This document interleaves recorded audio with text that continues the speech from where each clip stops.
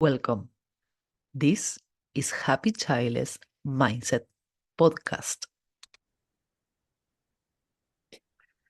I'm here with Regina Beach. She's a producer from the Living Well with MS podcast.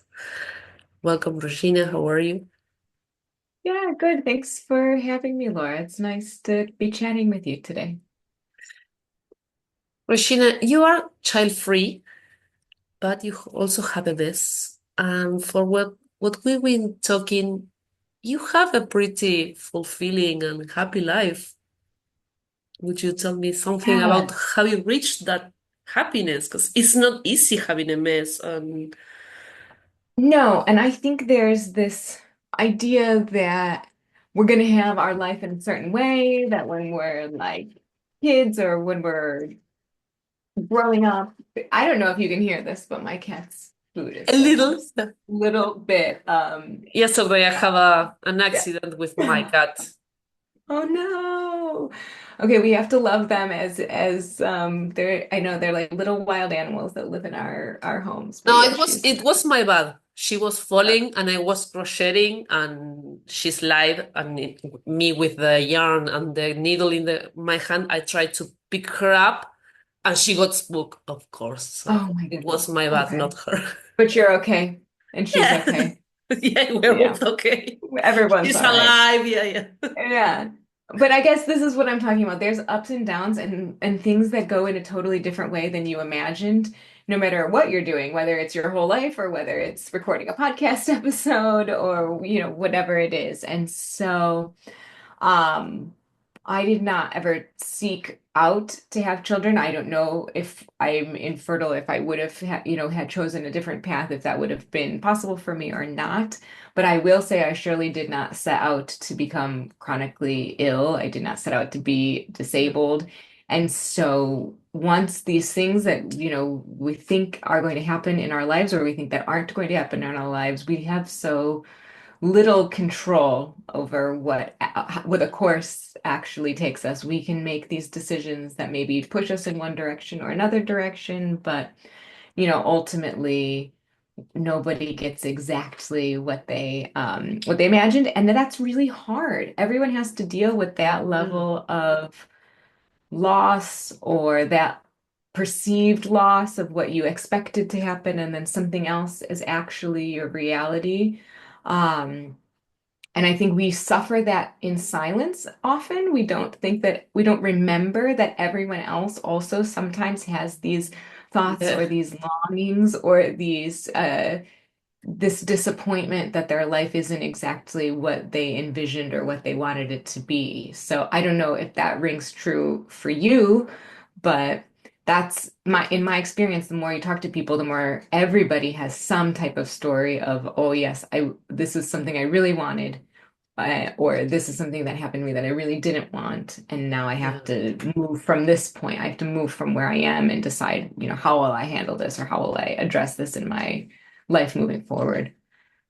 Yeah, I think everyone that I talk to has my podcast is about childlessness, but we all have the childlessness and some other thing that we didn't want to have in our life. But I feel that is we don't control what we experience, but we do control how we experience it. And sometimes it's easier to fall into the sadness about it and the anger about why me and I I don't know, I try to help others to realize it's in their control and they are the owners of their happiness. Yeah, and this is something like we often give our power away, especially as women. I think Mm. we are very conditioned by society to be nice or demure or Yes. acquiesce to whatever we think is, supposed to happen or but in our own lives, we have to take that like powerful stance and Yeah. say, okay, what can I do? What's in my control? What do I have autonomy over? And who can I surround myself by that will like help push me in that direction, right? Because they Yeah. say you're the sum total of the 7 people you spend the most time with, or am I going to spend time with people who are going to, excuse me, drag me in this direction and pull me towards this like misery and oh, woe is me and I can't have what I want? Or will I want to be by people who are going to lift me up and say, okay, maybe you didn't get what you want, but look at all these other things that you can have. And aren't we lucky to live in a time period where we do have choice, right? As Yeah. women, where we didn't for so long in history. I'm actually recording a series of solo episodes, and I'm talking about that, about how I also choose the people that I surround myself with. Because I was such an angry person, and I realized I was surrounded by angry persons too. Everyone was angry, and everyone was this victim of.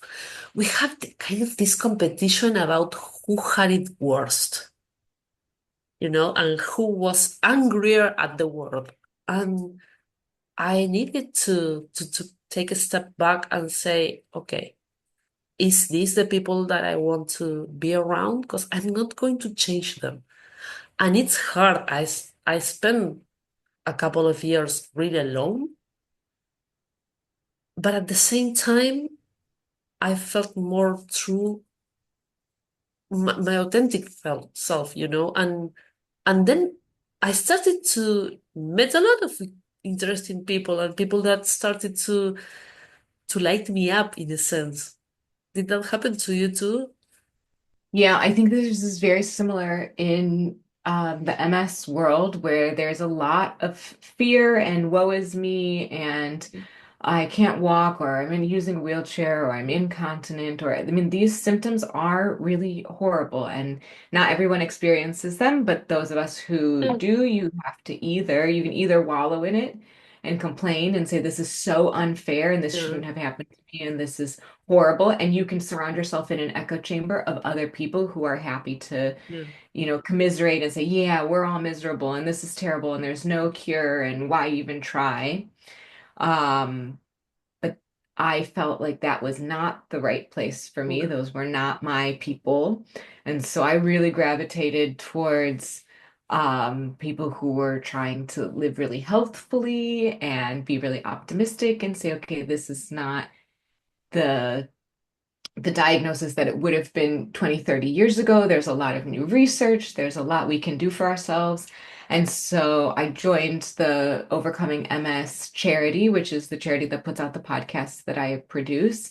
And the whole idea is that we can exercise, we can get vitamin D and sunshine, we can eat an Yeah, anti-inflammatory diet, we can meditate, we can take care of the people in our lives and inform them about all of these healthy habits. And these healthy habits, obviously, yes, they will help me live well with a chronic condition, but I would challenge that anyone in any situation, whether you're facing, grief or depression or an illness or whatever it is, doing healthy habits, living well, exercising, going outdoors, being in a community with other positive people, like that's going to help anybody deal with any big life event, that has come their way. Because, like you said, we surround ourselves with people with high vibrations, then our vibration is going to be higher, and we're yeah, going to see ourselves then reflected in that. We say, "Oh, I want to be like that person. I want to be resilient. I want to be, um, doing my hobbies. I want to be out in the world. I want to be meeting people." And we can, right? We're our own worst enemies when it comes yeah, to powering and, being miserable and then not going out and doing all the things that we still can do in our lives, even if we can't do very few, but perhaps important things. I hope you're enjoying this episode. If you are, please support me so I can keep making this podcast.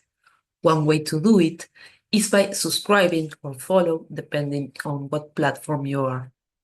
Okay, I had a really dark period with my anxiety that I wasn't able to eat or to take a shower because everything was a trigger and it was that all the time. And it was hard for me to turn my emotions again. But I was my worst enemy, and I needed the people that told me like you can do this, and not in a dismissing way. That, yeah, you can do it. It's like, yeah, I know you're feeling not okay right now. You're feeling really crappy, but get out of bed. You're going to feel better. Uh, or they even went into the shower with me. Not exactly, they didn't get wet, but they were outside the shower with me, talking to me, distracting. So it's like we need those people, but we also need to take control of our minds. Yeah, and we need both. We talk about it as like it's turning around an oil tanker. This is a very slow, deliberate process, and we are people who want a quick result, or we want instant gratification, or we want to see change happen overnight, and change doesn't happen Yeah. overnight. And whether you're dealing with grief or loss in whatever capacity that is, and I think that we often say, oh, grief and loss are for someone who has died or passed away, but actually we can experience a lot of grief and loss all through our life with lots of different things. Um, and so Yeah, there's this word. childlessness Yeah. is called disfranchised grief because nobody recognized that we have grief about it. Yeah. Yes. And so there's this word. So I live in Wales. So I'm American, but I live in the UK. I live in Wales. And in the Welsh language, there is this beautiful, I think it's a beautiful word, and it is hireth. And apologize that my pronunciation is probably not perfect, but the word is hireth. Doing a podcast in English when I speak Spanish, so don't worry about There, pronunciation. there you go. Perfect. We'll be really understanding of all the pronunciations. So this word is a homesickness for a home which you cannot return to, or a home which never existed. Mm, So it's like this homesickness, this nostalgia or a yearning over this grief for this lost place that might not have ever even really been a real place. And so I think this word is really powerful when you're imagining a future self that, or a current, whatever, that this self is not the future self you imagined, yeah. right? Because you thought you would have a family and you thought you would have children and you don't, or you thought you would be well and you're not, or you thought like you would have a certain career and you don't, or you Mm, thought you would be whatever further along in whatever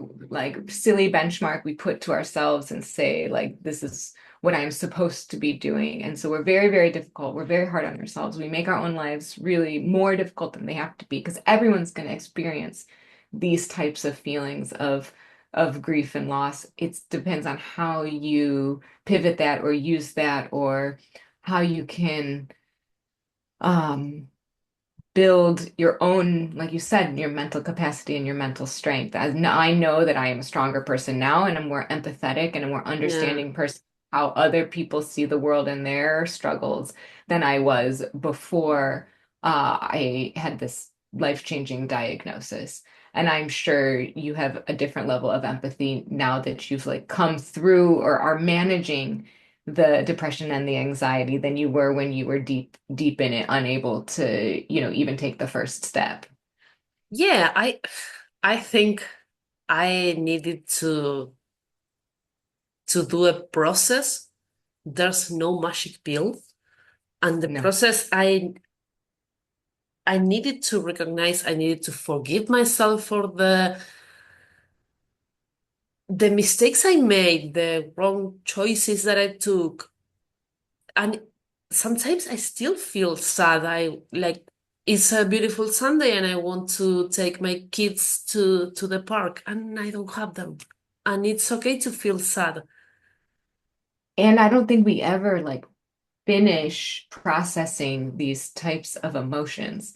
I think it's just like any type of grief that comes in waves. You can have a trigger. You can handle it better maybe than you used to. But I used Yeah. to get really upset when I would see people bicycling because I can't ride a bicycle anymore.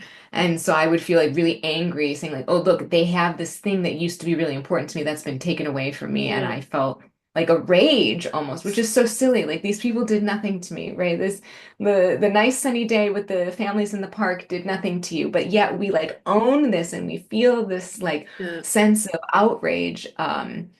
And I am like you, I'm gentler with myself, I'm more forgiving of myself, but it doesn't mean I have totally forgiven or I'm like some perfect saint now. I'm not. And I'm just trying to like learn empathy for myself because it's easier for me to be really kind and generous of spirit with other people than it is for me to be kind and generous of spirit with my own Yeah, tough feelings and my own experiences. that happens to me too. I don't know if I read it somewhere or how I got to that, but s- I come across these questions. If you talk to your best friend like you talk to yourself, would that person still be with you? And I was like, no, because I was really horrible to myself. And I started to forgive myself, and that made the pain uh, lessen because I was angry, sad, and guilty. And Mhm. Yeah, and it's this idea of reparenting and like speaking to your inner child and being like yeah, really kind and gentle and say, hey, you did the very best you could with the resources you yeah, had at that time, and that's okay. And here we are, and how wonderful it is that we're still alive and we get to make new choices today, and our future will get to be dictated by what we do for ourselves today. So, let's get up and shower, or okay, let's get up and seize the day. And that doesn't necessarily mean going above and beyond, because I think there's this other side of mm, of ambitious women that say, okay, well, if I don't have a family, I need to be like the number one CEO and a best-selling author and like yeah, super successful in all these other areas of my life. And there can be a big pressure for that as well, to be like, oh, well, if you don't have a family, then you must have this like high successful career. And yeah. those are not the only two paths that we get to take. We have many, many shades of gray, and they're all like just as valid and worthy if we ourselves can own them as valid and worthy and say, I am satisfied with this life I have built for myself or am building for myself. Absolutely. I see so many of the women, the childless women, like making their work their whole purpose or their whole life. And for me, my goal is to be happy. And it's an intentional living and it's a small living too. Yeah, I'm doing this podcast. I do dedicate time to do this, but it's not the only thing I do. I'm not trying to grind my life so I go like I'm the first of what, it's okay to be happy too. Even Yeah, if and life is it's unexpected. I would say we would have a better world if more people took that stance. Like I worked myself ragged in my 20s. I was a teacher. I worked with hundreds of students. I worked on the weekends. I was always worried because when you're working with children, there's an insatiable Yeah, demand for all sorts of problems are coming your way, and you can only put out so many fires. You just do yeah. the best you can. But Um, and for me, that was a huge part of my identity. That was a huge part of who I was. And then it kind of crowded out all of these other things. And I ended up really burning out and being miserable and saying, this is not the career for me. I need to do something else. And then I got sick. And I think that those things were connected, the stress and the yeah, diagnosis. I think that I don't know how much was causal, but certainly there was, some crossover there. And so it's really taken the majority of my 30s to get into this place. Like, what do I actually like? And if I don't have a family and I don't have whatever this big career or this like defined career, because now I'm working right. part-time and I'm trying to build things that are truly meaningful for me. So is it creative? Is it yoga? Is it, connecting with people? Those things are very important to me, and that doesn't always come with a big paycheck. Um, Yeah, but as long as we are, stable, right? We have a roof over our head, we have food on the table, that is to me now a higher level of, okay, I have low stress, I have Mm. enough work, my work is meaningful, and I can feel really, I can feel happier about my life. Um, but you can't measure that. And so we don't always get positive feedback about, these subjective things being a worthy bar to strive for. Like, oh, that's naive, or oh, who do you think you are trying to go after happiness? Or, Or you're everyone lying. Sure. Which is that's what how horrible for someone to say like, oh, that's not genuine. What you're doing is not genuine. How you feel is not Yeah. authentic. You can't be happy just doing that, or you can't be happy being childless, or you can't be happy having a mess. You can't, because it's what? I don't get But that. but that But says so much more about that person. It means that yeah, they are unhappy in their life and they want to project that onto you, or there's just some jealousy or there's some resentment for them. absolutely. But it's so easy to take those criticisms personally, right? It's so easy to say, "Oh, am I being genuine? Am I being authentic? Am I being naive? Should I be a different way?" Because we react so much more strongly to criticism than to praise, right? It takes like seven pieces of positive praise to counteract one Yeah. negative criticism of ourselves, of our work, whatever. We always hang on to the And negative. we also said a lot of less less praises, and we are, I don't know, for me it's so hard to take praises because I'm not Absolutely. used to, and my Yes. mom never told me like you're a good girl. It was always like you are such a useless.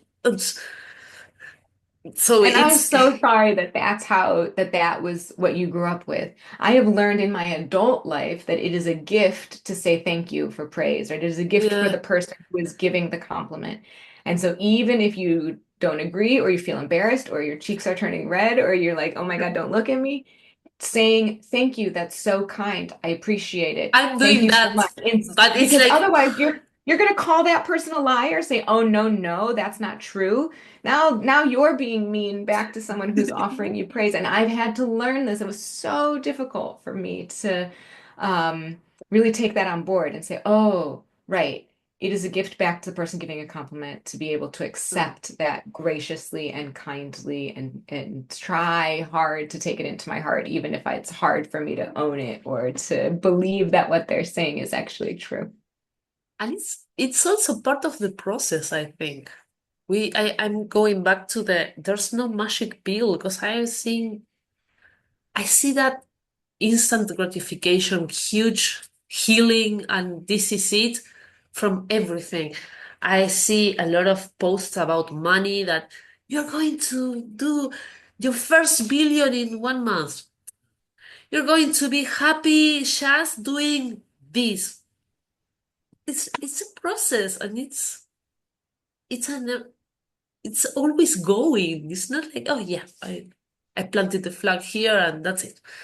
Yeah, because we're evolving creatures. We don't arrive. We're otherwise we're dead, right? If we stop moving, if we stop Yeah. changing, if we stop growing, then what does that leave us with? So I one of the facilitators for the Cardiff Death Cafe, which is a group that we meet once a month, and it's a place where people can talk about death and dying and grief or whatever, however they want to perceive those topics. And sometimes it's literal, my such and such passed away, and I'm very sad about this. Yeah. But sometimes it's much more metaphysical about, oh, we've talked about like the death of our youth or the passing of, things that have passed us by that, oh, we didn't get to have that as part of our life, or we didn't do those things, such as having children. And what does Yeah. that mean for our legacy if we do not have children? What type of legacy are we building, if not a familial legacy? How is my legacy with my friends, with my community, with my with my work, my meaningful work, right? In a balanced way that isn't like workaholism or striving for recognition, but Yeah. true, deep, meaningful work. Um, and so that's really interesting too, is to be able to be vulnerable enough to have those conversations to say, like, this is where I'm struggling, or this is really sad, or this is how I'm grieving. I'm grieving this and I'm building something with my life. I'm grieving this and I'm living a happy, successful, lovely existence despite the grief that I still carry with me, or the I anger that I'm still carrying a little bit of. I love how you said and, because it's not like you have to wait for the grief to be over to start searching for joyful things that are not like grandiose. I usually see one of my pets sleeping and it's like, oh my God, I'm giving them a safe space and they feel so loved. And that's so fulfilling. And I remember having those moments where, when my grief was so deep and I felt it so much. And I think those moments were the ones that gave me the, okay, I can do this. Yes, absolutely. And there are still days when I'm crying. I do not like being unwell. I do not like being disabled. It is Yeah. very challenging, right? So you don't have to like the situation in order to like make lemonade from the situation, right? You Yeah. don't have to make peace. You don't have to say, I'm so happy to be in this situation in order to have happiness. And that was that's a nuance and that's difficult and Yeah. it's again a slow process because there are still days when I am like very upset and crying and like super just distraught by like, oh, I have so much more of my life to live without this what I Yeah. thought it would be like, right? And so I don't have the answers, but boy, am I gonna search for them with a smile. Exactly. It's sometimes I feel a lot of gurus of coaching gurus and spiritual gurus. They had this kind of mentality that when you're happy, you're just happy. And that's not true. And for me, it's kind of painting with colors and you're going to see one and then another and it's more mixed because we are It, alive and we are yeah. humans. And this is something I always worry about because I do a lot of online yoga and meditation facilitation. And I don't want someone to think that, like, oh, I've got it all figured out and somehow I've like reached this like spiritual enlightenment and I'm always happy 100% of the time. So I like to mention, like, yes, I have symptoms. And yes, I feel upset about this. And yes, I'm still we're figuring it out and I don't always I don't always follow my own advice. I'm not always doing all the things. I'm not always following my program. I'm not always, and I think that level of realness from someone who's offering advice or like you have a platform where you're like, ushering people together. It's nice to hear those real, genuine stories to say like, look, I didn't change my whole life and now this part is like magically fixed. It's a It's a work in and progress.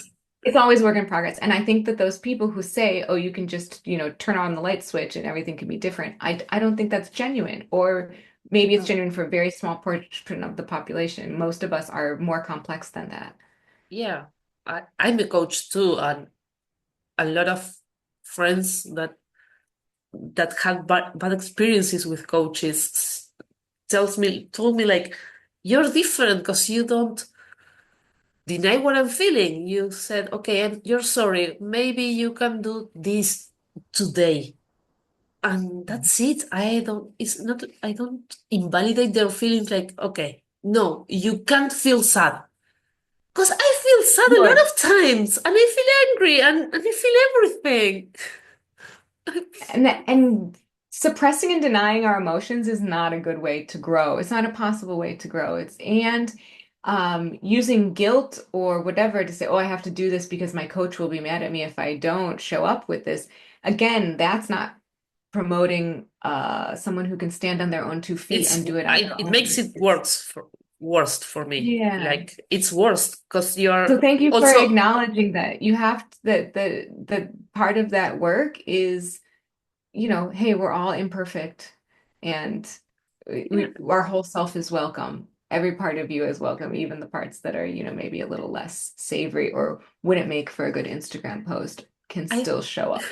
I think it's because I needed that and I didn't get it for so many years that I try to be kind as I am with me today to others. If I can forgive myself, I can forgive almost anyone. Don't touch my dogs or my cats.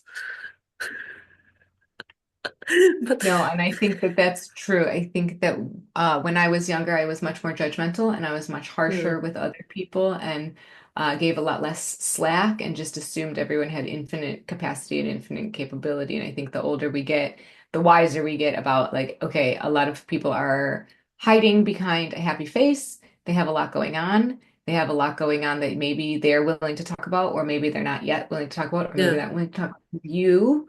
But if we can just be gentle with each other, especially, I feel like we have it's a difficult time where there's a lot going on yeah, politically, there's a lot going on worldwide, there's a lot of aggression and with social media and the deluge and the speed with which information comes to yeah, us, there's just the temptation to be overwhelmed and anxious and angry all the time is really tempting, right? You could just yeah. scroll, feel a pit in your stomach, and just be, really upset all the time.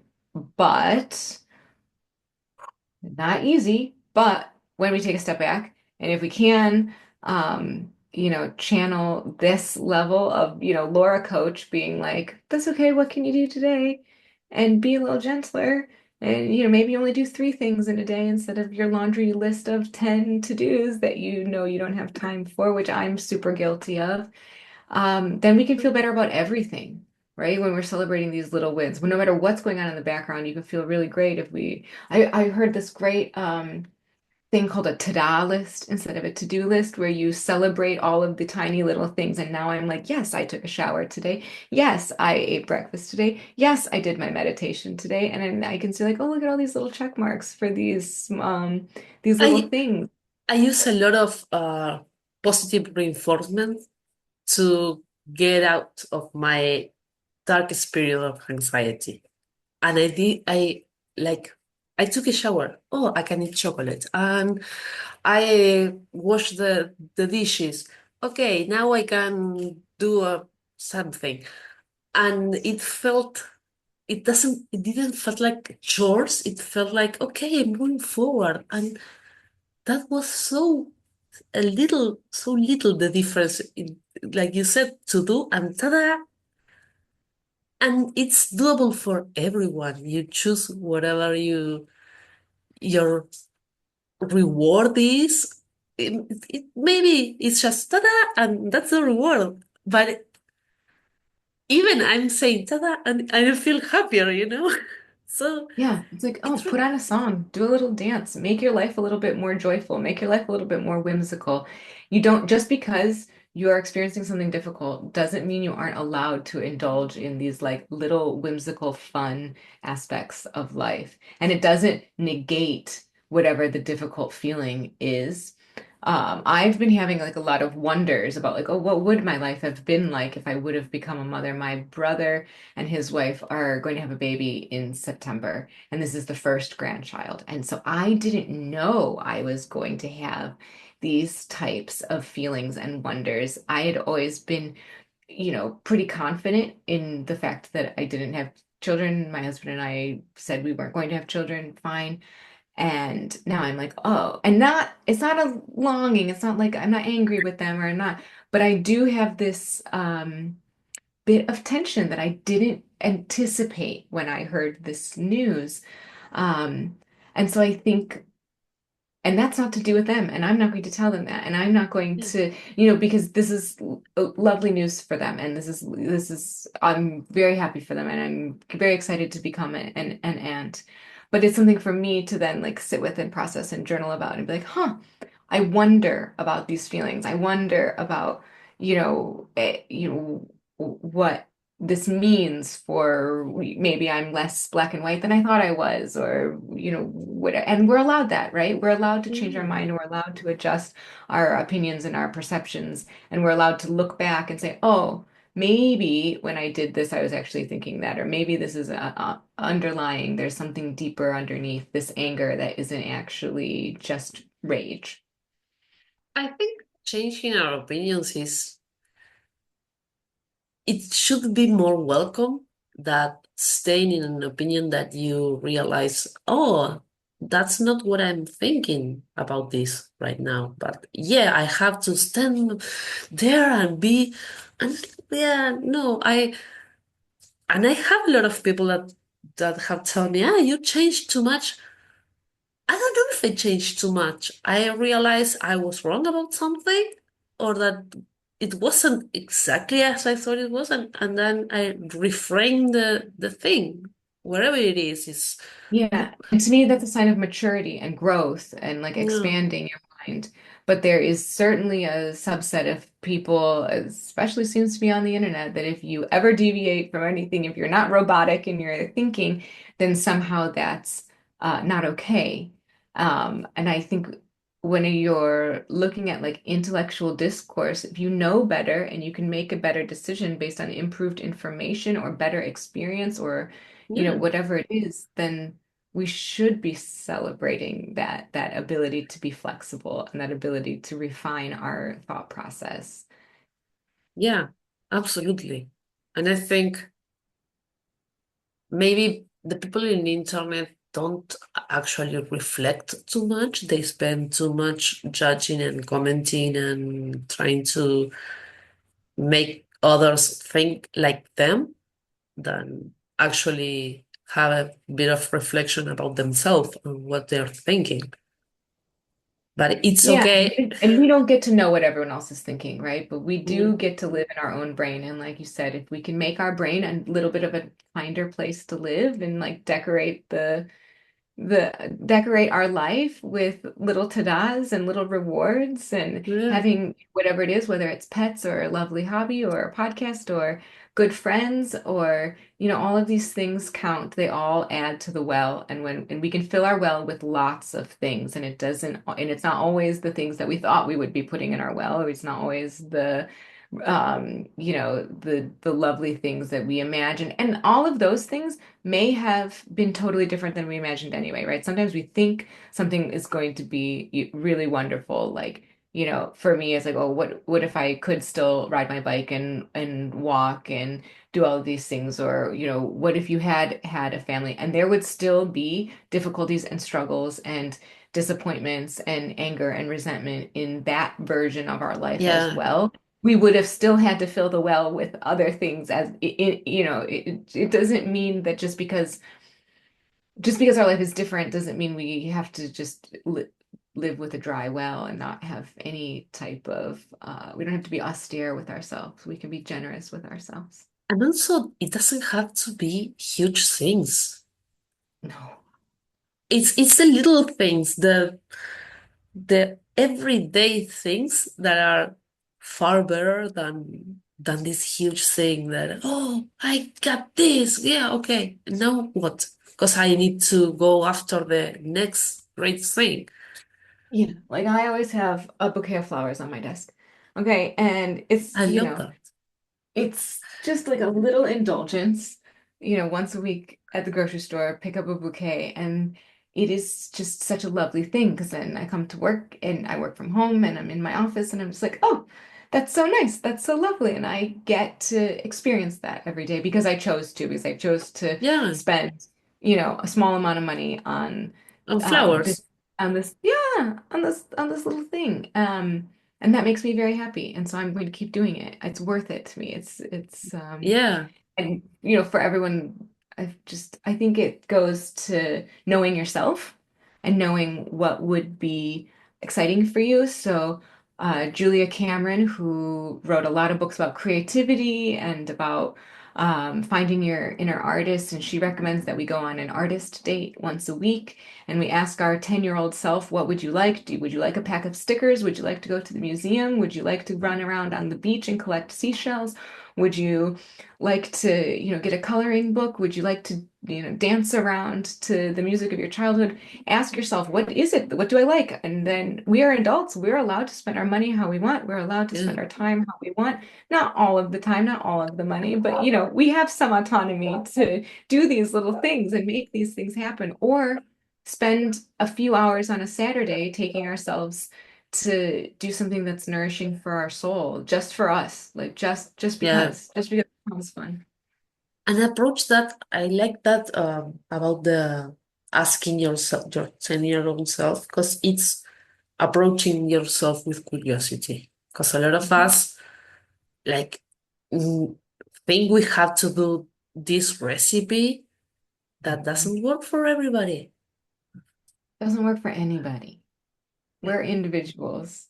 Yeah, It's and it's cool to be an individual. It's cool to be quirky. It's cool to have your own, but we have to stand in that power. We have to understand that we are an individual and that what we like is it's okay to like what we like. And it's okay to tell to people not that I like like. or not like the what everybody else is doing. Sure. Yes. Yeah. Because that's the other thing, a lot That's kind the of other. Yeah. feel the pressure of I had to like yoga because you teach yoga. And sometimes people don't like it, and it's okay. They can do, I don't know, Pilates. I think it's the same. Sure. Yeah. No, yes, Yeah, exactly. but you But that comes back to this discourse and being respectful and being um that you can change your mind and say, actually, I don't want to do yoga anymore. I want to try something else or whatever. And having that balance between being reliable and being totally flaky and being, trying new things in adulthood is often um either not possible or not recommended, or somehow we feel like, oh, we're not allowed to do it. We're allowed to be bad at stuff. We're allowed to try something new and be a beginner and, start fresh. And that's like where you can do a lot of self-discovery, is allowing yourself to be really bad at something you always wanted to try. And I know we've kind of gone off on a tangent, but I'm very, very passionate that everyone does have creativity in them, and we just have to like find out what is that. And creativity is what makes the heart sing, right? So, and we can use creativity to conquer all of these difficult emotions, fear, grief, rejection or resentment, right? When we are in times of despair, what do? We listen to music, we sing, we create, yeah, we with journal. journal, Yeah. we tap into all of these like very spiritual, creative parts of ourself that we often repress in favor of doing like practical adult things. Yeah, the production. I Mhm. sometimes see adults as a kind of this great machine that, you know, like the music video from the wall, they are marching and I feel like I stir from that and it's, yeah. I don't care about, but I hope more people would allow themselves to find out what makes them smile. Yeah, and I think having this understanding that there's a before and after, and saying like when you have something big that happens, the after can be a rebirth, it can be a regenesis, it can Yeah. be, a time to reflect, take stock, and choose a new direction, even when it's hard. Yeah. Finishing up this episode, there is something else you would like to tell